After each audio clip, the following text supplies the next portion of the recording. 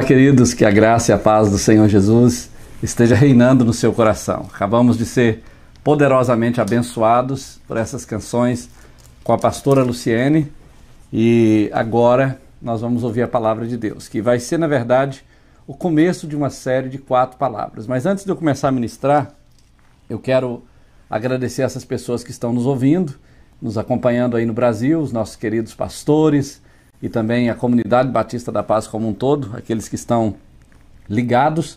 E se ainda não estão, ainda há tempo. Então, se você está nos ouvindo agora e quiser compartilhar essa transmissão, essa live, com os seus contatos, faça isso nesse momento, porque é uma oportunidade de você também servir a Deus. Quando você compartilha essa live, você permite que outras pessoas escutem, outras pessoas sejam abençoadas por aquilo que vai acontecer aqui hoje. E fazendo isso, talvez você pode ser um instrumento de Deus na vida de uma pessoa, de um ser humano qualquer que está precisando de um toque de Deus, está precisando de uma palavra, de um encorajamento, de um renovo. Então faça isso se você puder. Pega o seu celular ou o seu computador e envia para o máximo de pessoas que você puder, pelo WhatsApp, pelo próprio compartilhamento que o Facebook permite. Faça isso porque você está servindo também esse ministério, ajudando a alcançar mais pessoas. A gente fica muito grato de saber que tem pessoas na África, no Iraque, pessoas nos Estados Unidos, no Brasil, em vários estados do Brasil, minha família lá em Vitória e tantos outros lugares, lá em Dom Cavate, também em Minas Gerais, nos ouvindo. E além disso, pessoas de Viçosa, pessoas do nosso ministério em Viçosa, em Piranga, em outros lugares. Nós louvamos a Deus pela vida de cada um e oramos para que nesta série de palavras Deus possa te abençoar, Deus possa te edificar, te instruir e permitir que esse conteúdo venha ser útil também no exercício da sua liderança, porque tudo que nós aprendemos precisa ser aplicável ao ministério que Deus confiou a cada um de nós. Eu estou aqui com o meu celular e estou vendo várias pessoas já conectadas. Eu quero agradecer essas pessoas que estão ligadas, porque pela primeira vez nós estamos fazendo a transmissão direto daqui dos Estados Unidos. Sempre a gente faz a transmissão vindo de Viçosa e daqui a gente conecta com Viçosa e Viçosa faz a repetição do sinal de volta para o Brasil mesmo. E agora nós estamos fazendo hoje pela primeira vez a transmissão direto daqui dos Estados Unidos e é tudo uma experiência nova e está dando certo, a gente fica muito feliz por isso. Que Deus abençoe. Agora eu quero convidar você para abrir sua Bíblia comigo. A palavra que eu quero ministrar hoje já esteve aí na tela. Eu vou pedir o Mateus para meu assistente aqui para voltar a tela, só para você ver. Essa tela tem aí o tema da mensagem de hoje, que são os 7 milagres no Evangelho de João.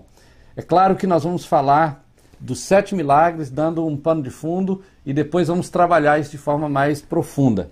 E aí eu quero te convidar para abrir a sua Bíblia comigo em um texto apenas, e nós vamos desse texto olhar outras partes do livro de João, que também são muito importantes, são muito válidas na apresentação dessa mensagem. Lá em João, no capítulo de número 20, versículos 30 e 31, diz assim o texto: Jesus, pois, operou também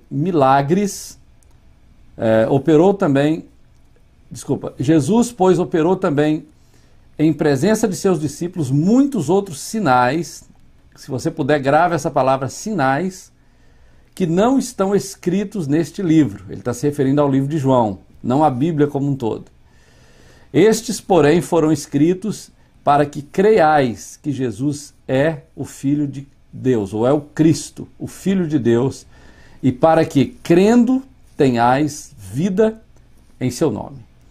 Então, estes milagres, ou esses sinais, foram escritos com um propósito muito claro, muito específico.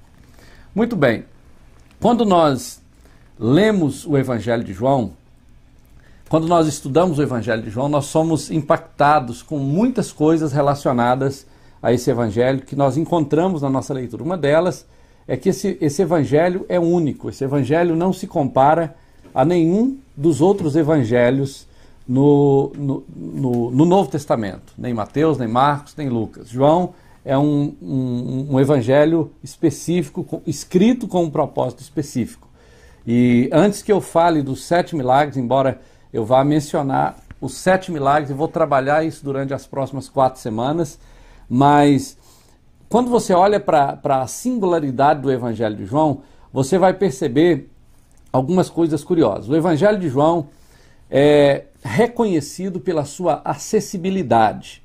Primeiramente, ele é um livro que frequentemente, você vai ver isso nessa tela aí, ele é um livro que frequentemente é usado como porta de entrada para novos cristãos na vida e no ministério de Jesus Cristo. Eles se aproximam do Evangelho através do Evangelho de João. Muitas pessoas indicam este livro como um livro de leitura inicial para quem está começando a vida cristã.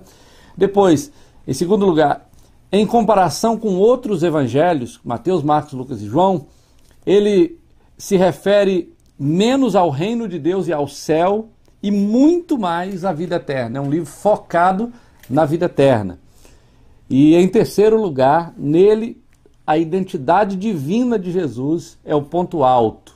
É onde realmente o autor quis gastar a sua atenção, é onde ele quis colocar o seu foco, é onde ele gastou o seu trabalho, foi mostrando que Jesus é Deus. Então, todas as vezes que você estiver lendo esse livro, você vai perceber que Jesus é apresentado como Deus, a natureza divina de Jesus é apresentada o tempo todo nesse livro. Então, existem alguns contrastes curiosos que a gente pode encontrar nesse livro. Uma delas é o seguinte, que nos evangelhos sinóticos, esses três evangelhos, Mateus, Marcos e Lucas, os milagres não são sinais que apontam para o reino. Na verdade, todos aqueles milagres que acontecem, eles são sinais que foram feitos que apontam para a vinda, para a chegada do reino. É por isso que você vai ver muitas vezes falando, o reino de Deus é chegado, o reino de Deus é chegado. Mas no Evangelho de João, os milagres são sinais que apontam para a vinda do rei. Então existe um contraste muito grande. Um aponta para a vinda do reino, o outro aponta para a vinda do rei. O foco é Jesus. Nos sinóticos, nos evangelhos Mateus, Marcos e Lucas, os milagres são chamados dínamos, porque o foco desses milagres, o termo é usado grego para dínamos, para mostrar o seguinte, que são atos poderosos de Deus em Jesus, Deus realizando milagres, Deus realizando ações milagrosas no meio do povo. Então, dínamos, poder, esse é o foco desses três evangelhos. Mas no Evangelho de João, os milagres são chamados de sinais. E a razão para isso é que por causa da qualificação desses milagres, a referência que cada um desses milagres tem, na verdade, ou desses sinais, é apontar para a natureza de Cristo, como Deus. A intenção do autor é usar cada um desses milagres como sinais, dizendo, olha, ele fez isso porque ele é Deus, ele realizou isso porque Deus está manifesto entre vós, ele fez isso porque Deus veio até nós, o Deus Todo-Poderoso que nós cremos, lá no Velho Testamento, o Deus Todo-Poderoso que os nossos pais adoraram no Velho Testamento, ele agora anda conosco. Então, essa é a intenção, esse é o propósito principal do autor. Então, todas as vezes que você está lendo o livro de João como crente comum, estudioso da Bíblia, ou como um líder que está preparando para entregar uma palavra, você vai perceber que, na verdade, a intenção do autor é declarada nesses detalhes. Por exemplo, ele também contém vários elementos literários e teológicos exclusivos com base no número 7.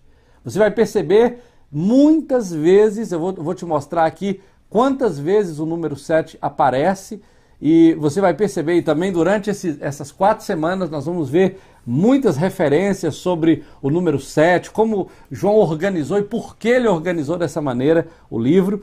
Então, por exemplo, 7 para os judeus é o número da perfeição, e eles queriam, quando João prepara esse livro, ele prepara, inspirado por Deus, mas pensando em se comunicar diretamente com os judeus naqueles pontos, naquelas linguagens que eles entenderiam e que fazia parte de toda aquela significação da religião judaica, todo aquele simbolismo que estava por trás das experiências do Antigo Testamento, da revelação de Deus no Antigo Testamento. Então ele trabalha para encurralar os judeus com a revelação de Jesus como Deus, como Messias, mostrando para eles, explicando para eles que Jesus não era um judeu qualquer, não era um homem qualquer, ele era Deus. E isso é uma ferramenta muito boa para nós que apresentamos o Evangelho para pessoas que não creem, nós que fazemos discipulado, nós que trabalhamos com novos convertidos. Então, ele quer mostrar que Jesus é Deus e que Jesus fez muitos milagres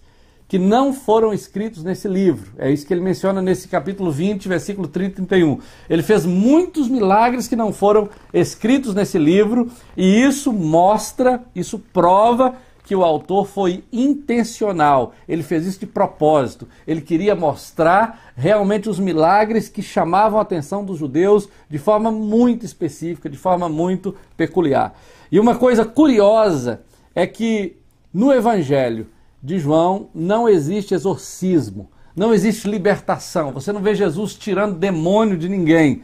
Isso principalmente porque esse não era o foco principal do ministério de Jesus. Ele faz isso em outros lugares, mas na prática ele faz outros milagres em maior quantidade do que a libertação de endemoniados. Então, na verdade, no Evangelho de João não há nenhuma referência à manifestação demoníaca e à expulsação de demônios, porque na verdade Jesus estava, a intenção do evangelista a organizar o livro era mostrar o Jesus que os judeus precisavam conhecer. E aí, entre esses 7 milagres, você não vai ver nenhuma manifestação demoníaca. E aí, você vai perceber o seguinte: o número 7, que é o número da perfeição, como eu já mencionei agora mesmo, o número 7 aparece pelo menos 7 vezes no Evangelho de João. Eu não vou poder dar todas as referências aqui, mas você vai perceber isso ao longo do estudo durante essas 4 semanas, e aí você vai notar que realmente é o que eu estou dizendo. Aparece pelo menos 7 vezes o número 7. Por exemplo, você vai ver logo no primeiro capítulo a descrição de 7 nomes de pessoas que se tornaram discípulos de Jesus. Começa com 7 nomes.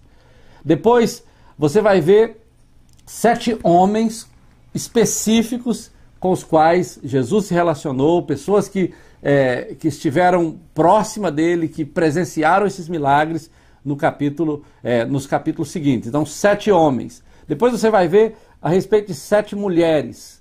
7 mulheres, dentre elas a mãe de Jesus, que acompanharam Jesus durante o seu ministério.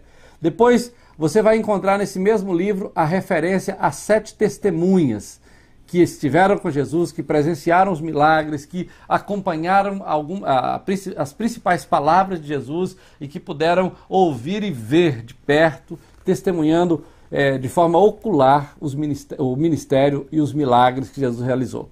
Depois você vai ver os 7 sinais que ele realizou, os 7 milagres que nós vamos mencionar aqui.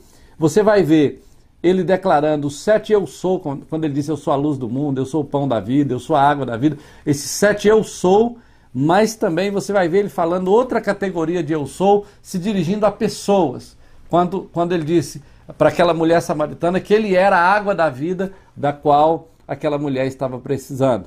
Então você vai ver ele falando 2 categorias, ou 2 grupos de eu sou nesse livro, e esse eu sou não era uma referência menor do que aquela referência de Êxodo capítulo 3, quando Deus se revela a Moisés dizendo eu sou o que sou. Diz a Faraó, eu sou o que sou. Então essa declaração, na verdade, traz à tona todo aquele entendimento e aquela revelação que os judeus já tinham a respeito de quem era Deus, a respeito de quem era o Deus de Israel, o Deus de Moisés, o Deus de Isaac, o Deus de Jacó e de Abraão. Agora Jesus estava usando a mesma forma para dizer eu sou o pão da vida, eu sou a água da vida. E essa ideia de eu sou o caminho, a verdade e a vida,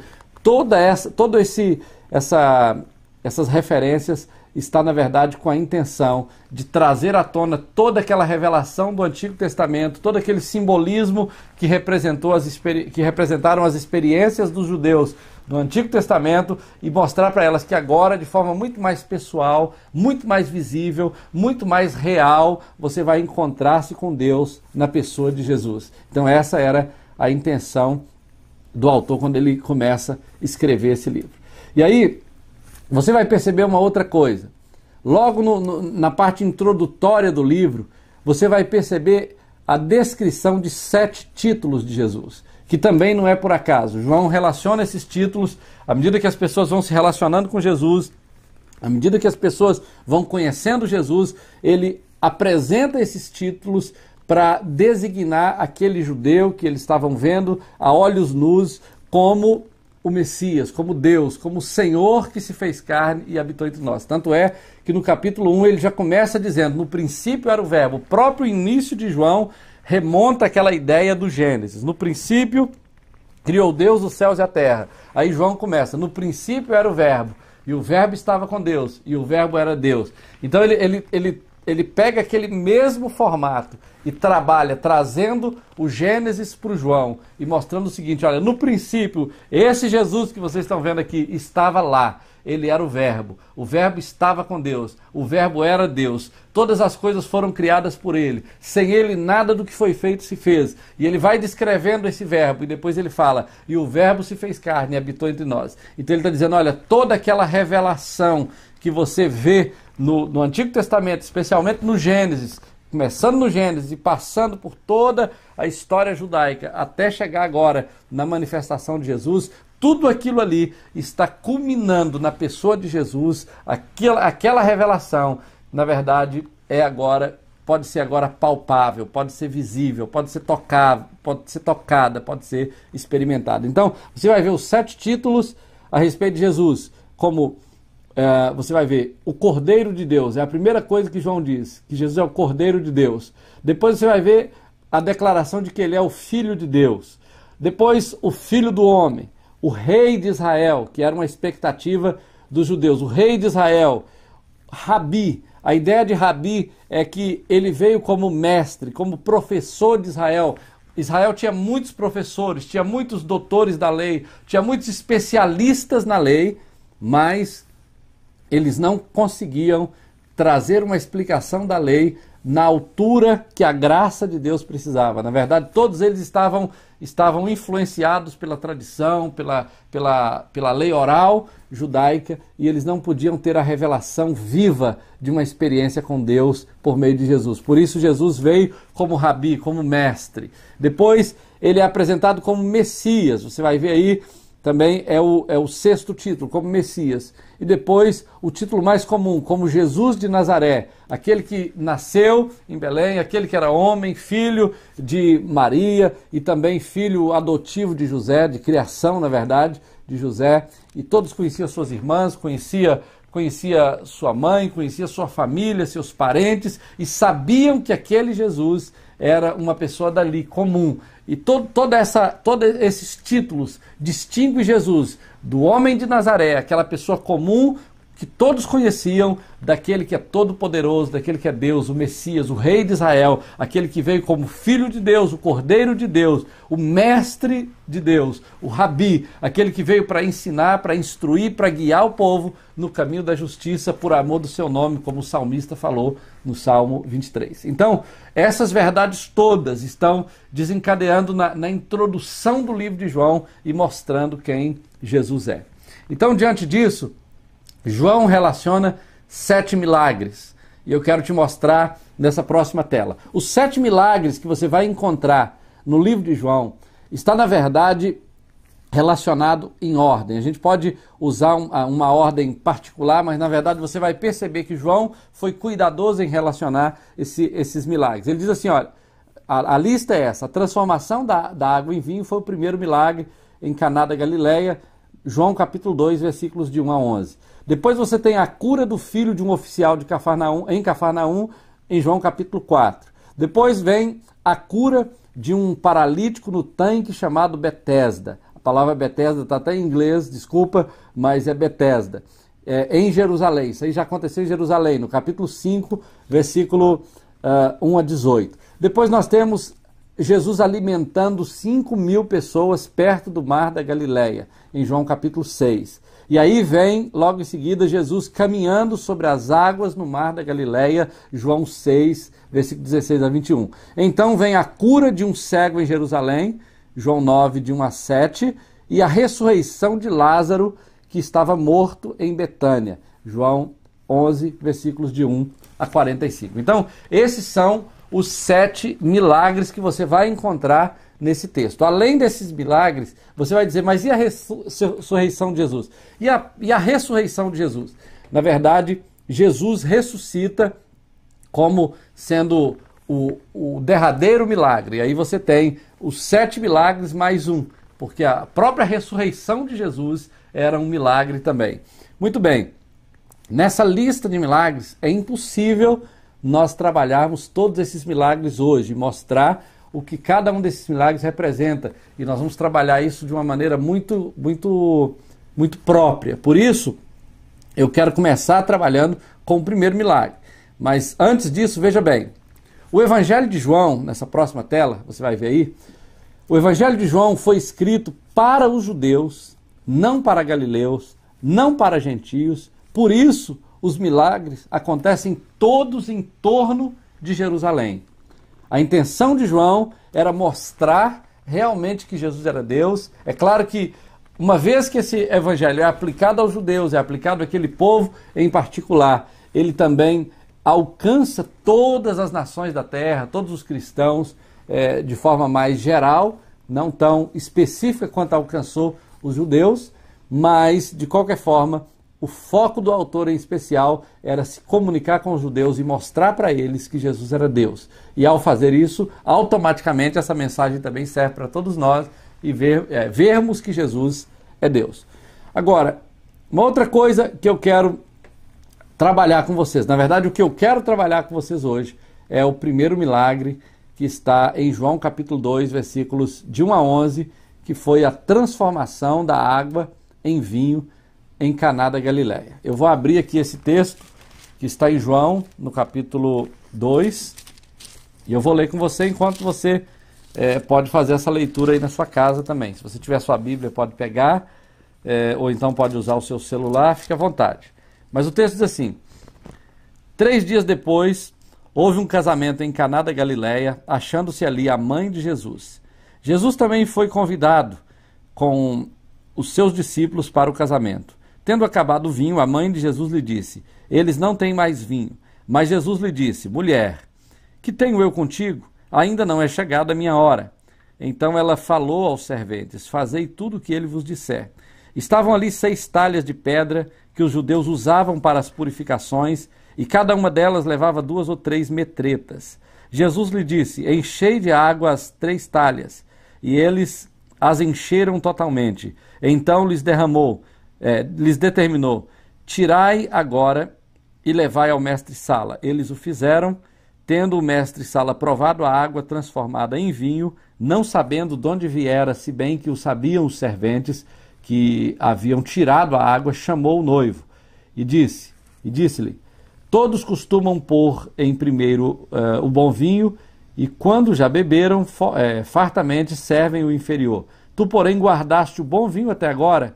Com este, deu Jesus princípio aos seus sinais, ele guarda aí a palavra sinais, em Caná da Galileia, manifestou a sua glória e os seus discípulos creram nele. Depois disso, desceu para... Não, até o versículo 11. É isso aí. E todos os seus discípulos creram nele. Muito bem. Olha só. Esse milagre é muito interessante. A transformação da água em vinho, assim como os outros 7 milagres que nós vamos trabalhar, e por falar em água, eu estou com um pouquinho de sede. E os 7 outros milagres que nós vamos trabalhar, na verdade, tem pelo menos 3 coisas que precisam ser consideradas nesses milagres: conexão, confronto e conforto. Essas 3 coisas aparecem: conexão, confronto e conforto. Conexão com o Velho Testamento. Na verdade, todos os milagres que acontecem no Evangelho de João estão conectados com algum evento que aconteceu no Antigo Testamento. Confronto. Na verdade, todos aqueles milagres de alguma forma confrontam o comportamento dos judeus, a religião judaica, a dureza de coração daquele povo e coisa desse tipo. E também é um conforto, tanto para aquele povo que receberam a graça de Deus através de Jesus, quanto para nós que podemos entender a graça de Deus e recebê-la através desse evangelho que veio para explicar que Jesus é Deus. Então, você vai sempre prestar atenção em conexão, confronto e conforto. Cada um desses milagres vão trazer essas três coisas. Então, a primeira coisa que nós vamos ver aqui é a conexão que o milagre da transformação da água em vinho tem a ver com o Velho Testamento, com a conexão que a gente pode encontrar com o Velho Testamento. Olha bem, a primeira conexão que a gente encontra é que Moisés também, Moisés, é bom você lembrar o seguinte, Moisés era uma referência para os judeus, o maior líder que Israel já teve, era uma referência porque dele veio a Torá, a lei de Israel, dele vieram os estatutos, os juízos que Israel seguia. Eles tinham Moisés no mais alto patamar que se possa imaginar. Moisés era quase um santo, um ídolo para eles, embora esses termos não eram usados no contexto judaico. Mas era realmente uma pessoa que não estava acima de qualquer questionamento. E Jesus então vem e faz algo que eles tinham em comum com o Velho Testamento. Moisés fez duas coisas relacionadas à água que a gente pode usar aqui como exemplo. Por exemplo, Moisés tirou a água de uma rocha, pelo poder de Deus, para que o povo de Israel pudesse beber. Uma outra coisa que Moisés fez é que, numa situação que Israel estava enfrentando, a Bíblia fala que a água que eles tinham disponível era uma água amarga, que eles chamaram de Mara, aquela região de Mara. E aí, a Bíblia fala que essas águas eram amargas e Moisés, então, lança um lenho, né, um tronco de árvore naquele lugar e as águas se tornam doces. Doces ou, na verdade, potáveis, né, águas possíveis de serem bebidas, ingeridas pelo ser humano. Então, nesse fato, você vai perceber o seguinte, na tipologia bíblica, aquele tronco já é um simbolismo de Jesus, né? Já é um simbolismo da cruz, já é um simbolismo da redenção, da natureza divina de Jesus. Mas, de fato, aqueles dois eventos que aconteceram, da água amarga que se transformou em água potável, da água que saiu da rocha. A rocha já é um símbolo de Cristo, a rocha dos séculos, que Pedro usa de forma muito própria para mostrar que Jesus é Deus, ele é a rocha dos séculos. Lembrando, foi dessa rocha que vocês tomaram água, foi dessa rocha que vocês se dessedentaram no deserto. Essa rocha se transformou em pedra de tropeço, pedra de escândalo. Aquele que tropeçar nela aquele que se confrontar com ela vai se desfazer em pedaços. Então, na verdade, a intenção de Jesus nesse milagre é mostrar o seguinte: olha, vocês têm uma referência no Velho Testamento de alguém que fez milagres com as águas. Por exemplo, Moisés no Egito, ele tocou nos rios do Egito e os rios se transformaram em sangue. Mas no Novo Testamento, Jesus tocou naquela água e ela se transformou em vinho da maior e da melhor qualidade. Então você percebe logo de imediato que Jesus estava mostrando para eles: olha, aquele Deus do Antigo Testamento que usou Moisés de maneira poderosa para fazer sinais com as águas, ele se manifestou novamente e através de Jesus, do seu Filho encarnado, o Emanuel, o Deus conosco, aquele a respeito de quem Isaías profetizou, esse Jesus está presente fazendo tantos milagres quanto vocês viram no Antigo Testamento. Deus está conosco, essa era a ideia. Deus se manifestou, Deus se fez carne, Deus é carne e osso nesse momento. Deus se manifesta de uma maneira física e visível, operando milagres no nosso meio. Essa era a ideia que Jesus começa a passar com esse sinal. Mas aí, nós temos uma outra coisa muito poderosa nesse evangelho, nesse milagre da transformação da água em vinho, que conecta com o Velho Testamento, que é a ideia de que quando o rei viesse, o rei de Israel viesse, ele se manifestaria com generosidade, porque esta seria a generosidade do reino de Deus com a chegada do Messias. E aí você vai perceber em Isaías capítulo 25, versículo 6, eu tenho uma tela aí que eu quero que você leia, Isaías 25, versículo 6, que diz assim, olha, é essa tela anterior da conexão: e o Senhor dos Exércitos dará neste monte, que já era uma referência a Jerusalém, dará neste monte a todos os povos uma festa com animais gordos, uma festa com vinhos velhos, com tutanos gordos, com vinhos velhos, bem purificados. Então, esse evento que acontece da transformação da água em vinho era, na verdade, a profecia de Isaías se cumprindo de uma forma muito direta, naquele contexto em especial, naquela festa de casamento, marcando o início do ministério de Jesus e dizendo o seguinte: a chegada do reino de Deus é a manifestação do seu rei, é a manifestação do seu Senhor, do Messias, e ele chega com generosidade, oferecendo um banquete, e o milagre, na verdade, foi um banquete para mostrar para aquele povo que o Deus de Israel agora estava tabernaculado, havia se tabernaculado e estava no meio do seu povo, operando, realizando milagres de forma extraordinária. Então a primeira coisa que você vê nesse milagre é a conexão. Existe uma conexão com o Velho Testamento. Há muito mais que a gente poderia relacionar aqui, mas essa já é uma base para você entender que há conexão com o Velho Testamento. Depois, a segunda coisa é o confronto. O que Jesus estava confrontando, na verdade, com aquele povo? Muito bem. Você vai ver que quando Jesus transforma a água em vinho, ele encontra ali 6 talhas de pedra. E aquelas talhas de pedra, inevitavelmente, podia facilmente ser um retrato da dureza do coração daqueles judeus. Podia facilmente, porque o livro de João, quero só que você olhe para mim aqui um pouquinho, depois de volta nessa tela. O livro de João, na verdade, é muito difícil de ser entendido sem esse simbolismo todo.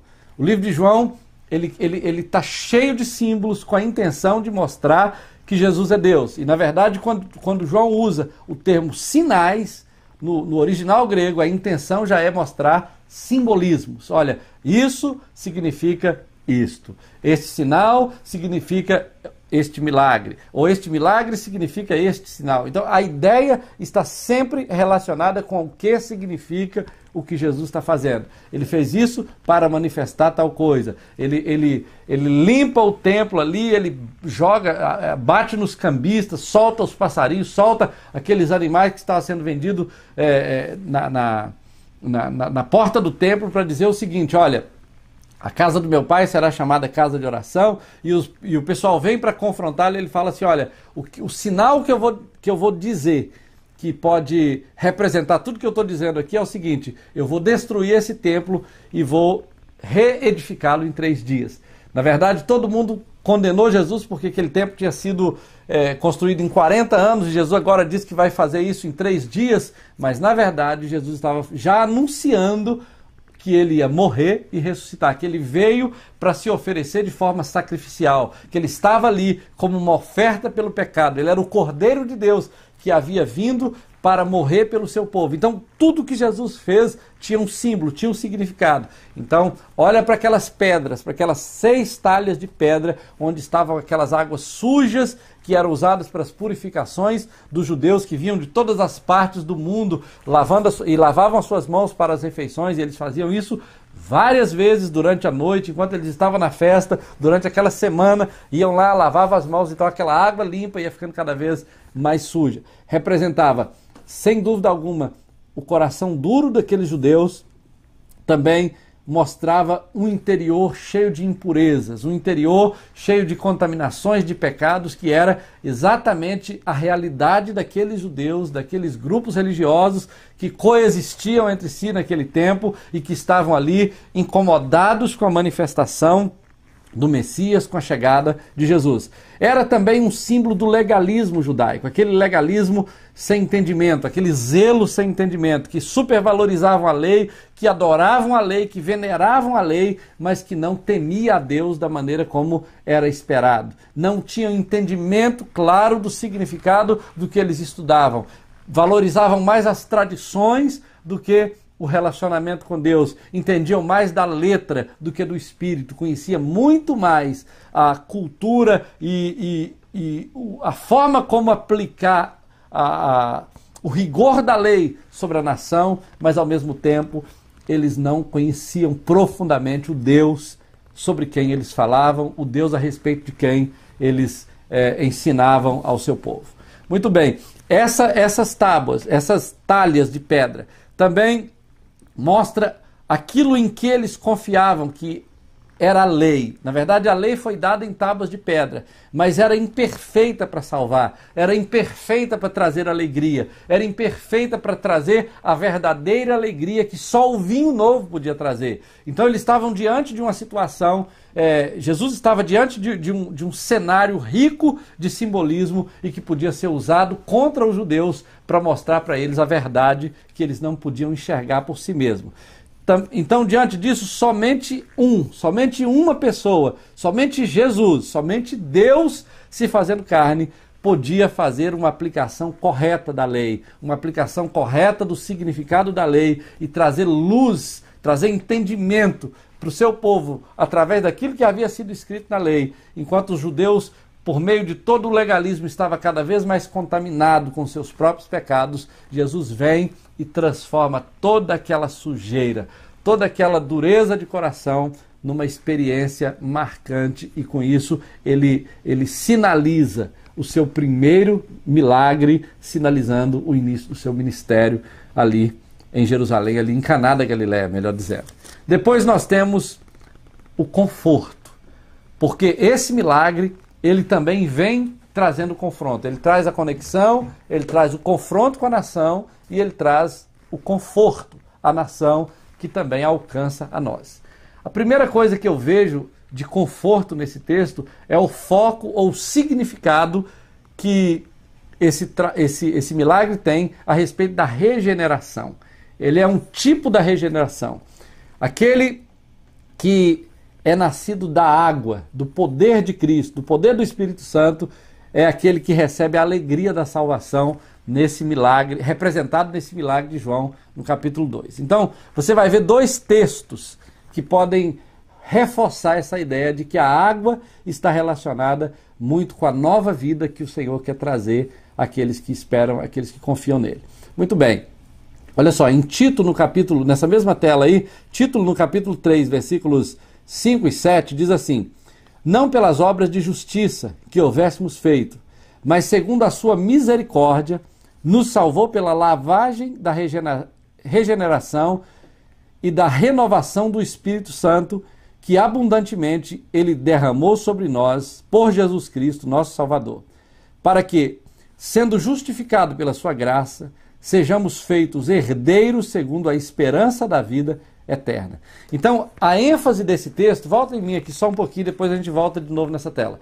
A ênfase desse texto é mostrar o seguinte: olha, nós fomos regenerados, nós fomos renovados, nós fomos, experimentamos a nova vida em Cristo por meio da lavagem, da regeneração, da renovação. Essa lavagem, na verdade, foi pela água da palavra, foi pela água do Espírito, foi por meio de um ato sobrenatural que o Senhor nos transformou, assim como ele transformou a água em vinho. Transformar a água em vinho, como Tozer disse há um tempo atrás, há algumas décadas atrás, ele disse o seguinte: transformar a água em vinho é, na verdade, a mudança de substância, que é o símbolo do que acontece no novo nascimento.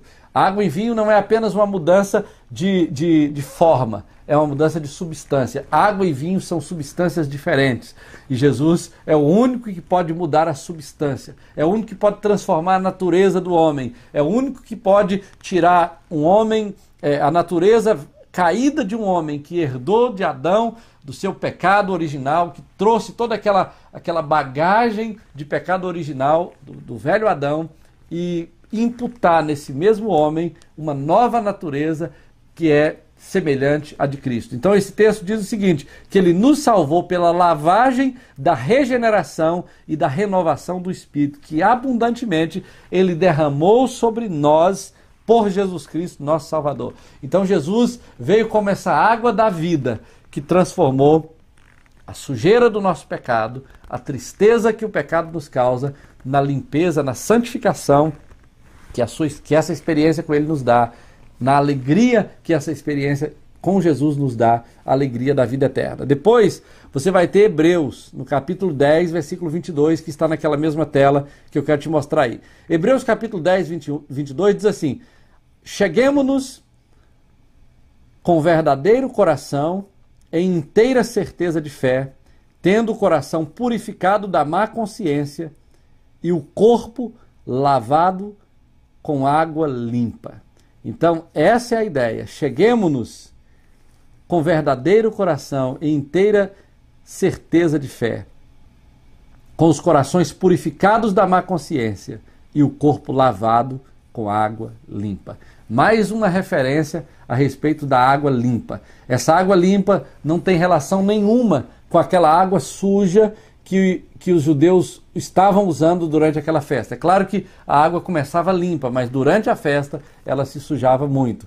E essa sujeira da água, naquele momento talvez mais alto da festa, quando as talhas já estavam até um pouco baixas, a sujeira estava ali acumulada naquelas águas, Jesus entra para transformar a água em vinho. Então, realmente, esse é o conforto que esse milagre nos traz. Jesus transformando a água em vinho, ele traz a todos nós o sinal de que, por meio de Jesus, o Deus do Antigo Testamento, que se revelou a Moisés, a Isaac, a Jacó e a Abraão, que se revelou ao povo de Israel, que descedentou esse povo no deserto, que transformou águas amargas em águas doces, é o Deus que veio até nós, que confrontou o legalismo judaico para revelar a todos nós que por meio dele, o velho homem, o velho Adão, pode ser regenerado para se transformar uma nova criatura. Então esse milagre nos dá esse entendimento. Por isso, agora nós estamos já terminando essa primeira reflexão. Na verdade, nós vamos falar dos 7 milagres, falando um de cada vez, a cada semana. Terminando essa palavra, você precisa olhar para o Evangelho de João da seguinte maneira. O Evangelho de João é tão raso, que até um bebê poderia nadar sem se afogar dele. Mas também, ao mesmo tempo, ele é tão profundo, e você vai entender isso ao longo dessas semanas, ele é tão profundo que até mesmo um elefante se afogaria nele. Então você tem, por um lado, um evangelho de fácil entendimento, um evangelho que qualquer pessoa nova na fé pode entendê-lo, mas ao mesmo tempo, à medida que você adentra aos simbolismos, aos significados desse evangelho, você vai descobrindo que ele é mais profundo do que se imagina. Então, o meu desejo é que Deus te abençoe, que essa palavra edifique o seu coração, que essa palavra fortaleça a sua vida, e durante essas semanas, as próximas 3 semanas, hoje mais 3, nós vamos trabalhar esses milagres, esses 7 milagres. Alguns dias vamos trabalhar mais de um, e vamos mostrar algumas maneiras que você pode entender e estudar um evangelho como esse. Vou te mostrar algumas ferramentas que podem ser úteis no estudo, na aplicação, na compreensão, no entendimento desse evangelho. Então, que Deus te abençoe, que Deus continue te fortalecendo, te dando graça, te dando força e condição de cumprir o chamado dele para a sua vida, porque todos nós estamos inseridos no mesmo propósito de Deus e precisamos, diante desse Deus, entregar a prestação de conta da maneira como vivemos e de como exercemos a nossa liberdade e de como cumprimos o nosso ministério nessa terra. Deus te abençoe. Em nome de Jesus, nós vamos orar nesse momento, encerrando esse Tadel de hoje. E se você ainda não entregou sua vida a Jesus, saiba disso. Jesus é o único que pode transformar a água suja, os sofrimentos, os problemas que envolvem a sua vida no vinho da alegria, no símbolo da festa, na sua casa, no seu coração. Por isso, entregue sua vida a Jesus. Convide Jesus para entrar na sua casa, para ser o Senhor da sua vida, para governar a sua história.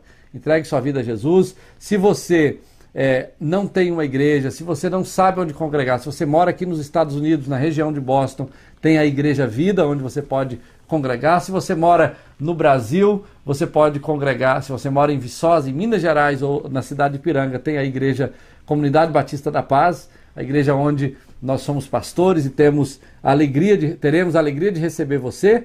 Aqui na região de Auburn tem a Igreja Vida e também muitas outras igrejas, assim como no Brasil, muitas outras igrejas sérias que estão pregando o Evangelho e que podem acolher você e te ajudar na sua caminhada com Cristo. Então Deus te abençoe. Vamos orar ao Senhor nesse momento.